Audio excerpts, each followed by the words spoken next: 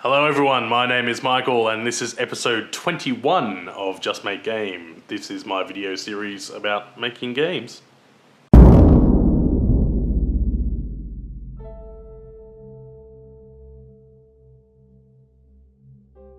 Well, it's December now, which means that this will be the last video for 2016. Let me show you what I've been up to this month. This month I implemented all the dialogue that I was working on last month, so now there are conversations aplenty in Bannerman, many of which have a real impact on both the plot and the gameplay.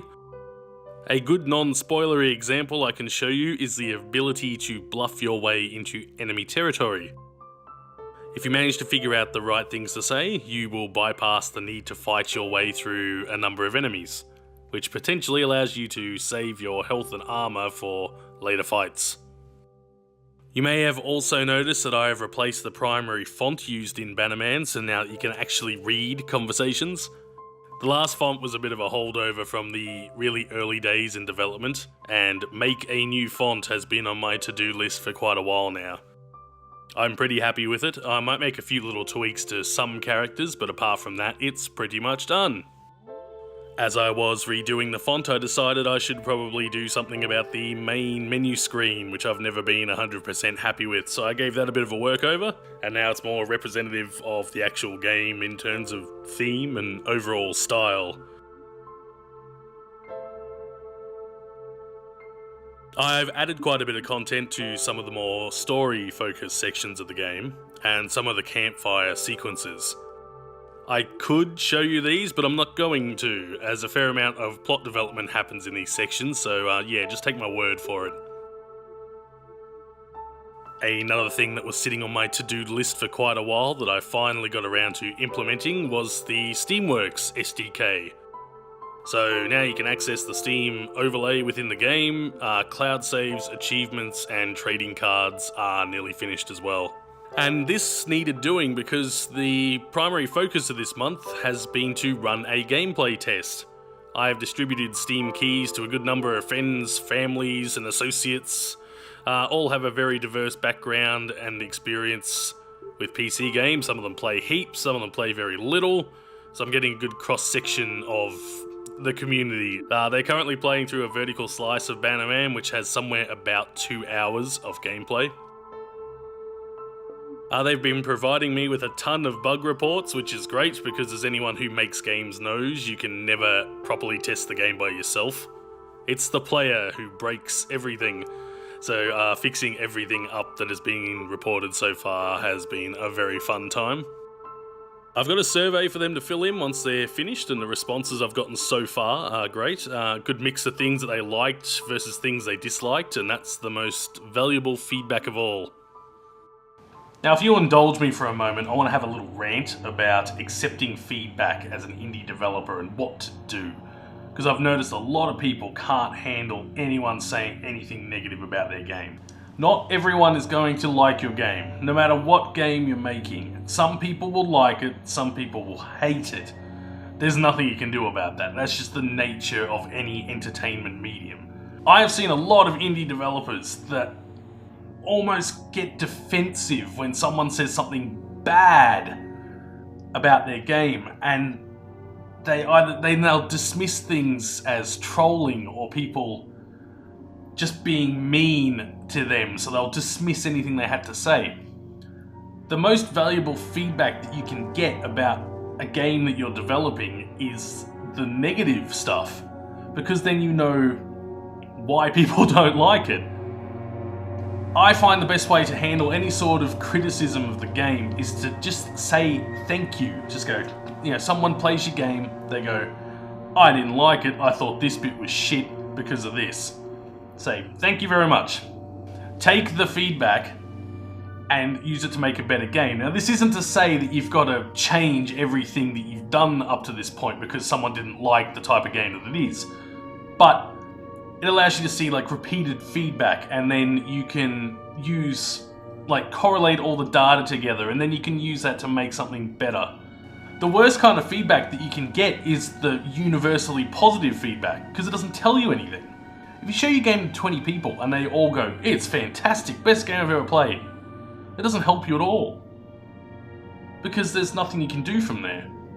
A lot of people, when you show your game to them, will just tell you positives.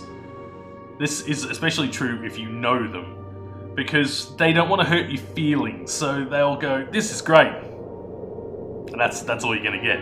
So you got to get around this, especially when doing testing and things like that with people that you know. So what I've done is I've got a survey that is anonymous for them to fill in once they've finished playing the game. They're playing it over Steam in their own environment. I'm not there standing there with them while they're testing it.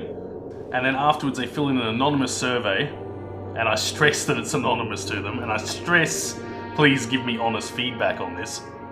And this survey has targeted questions designed to get any negative feelings that they have about the game out of them and into the survey responses, so I can go through and have a look.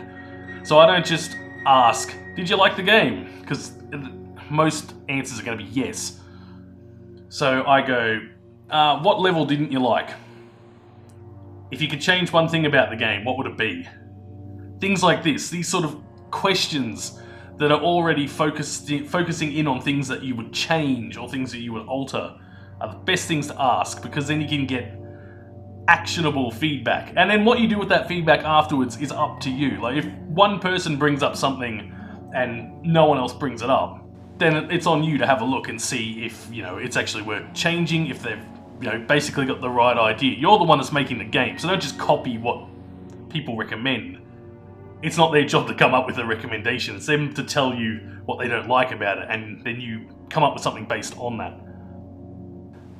Don't seek out only positive feedback. It's a terrible idea. Try to get everything negative you can. Once your game actually comes out, there's going to be people writing Steam reviews, leaving comments on YouTube, Facebook, Twitter, things like this.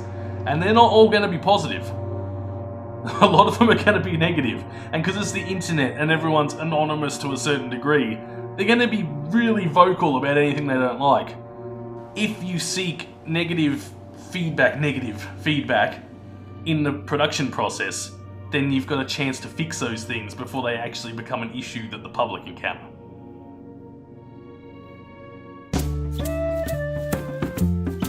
Well, now with the rant over, I have also recorded 3 or 4 different musical tracks that again were sitting on my to-do list.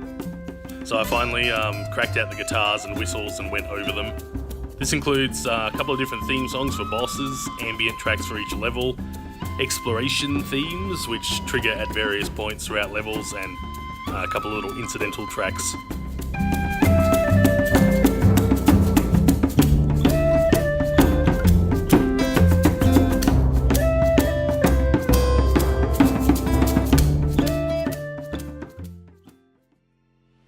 And hey, look, that's about it for this month, and therefore also the year. I hope you have a very Merry Christmas, a very Happy New Year. I'll see you in January for another episode of Just Make Game. It's not too long to go now. The game will be out shortly, hopefully.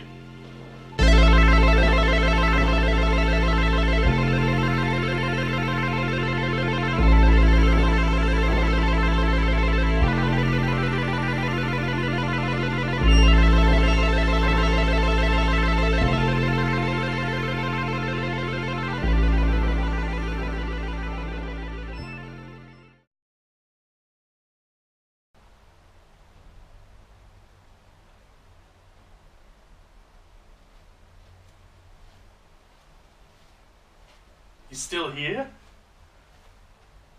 It's over.